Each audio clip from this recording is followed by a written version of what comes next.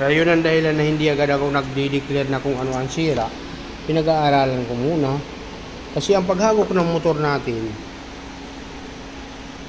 marami dahilan. Pwedeng ito, ignition coil, spark plug. Yun. Pwedeng spark plug cap. Pwede ring TPS. Pwede rin ang kanyang ito. Kaso wala naman siyang error code eh. Oh.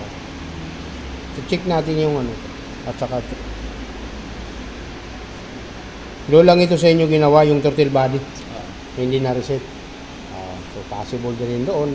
Ang gagawin ko dito, tig battery. Tapos ito titingnan natin. Tapos reset. Manual. Ang Honda kasi ang maganda dito sa Honda, lalo na ito Honda, nare-reset ito ng manual shot. Kung marunong nga nagre-reset. Paano ba nagre-reset yan? Dito, re-reset ito. Saka yung EOT sensor. Makikita yan mamaya kung paano mag-reset. Basta ginawa namin dyan, nilinis lang eh. Nilinis lang.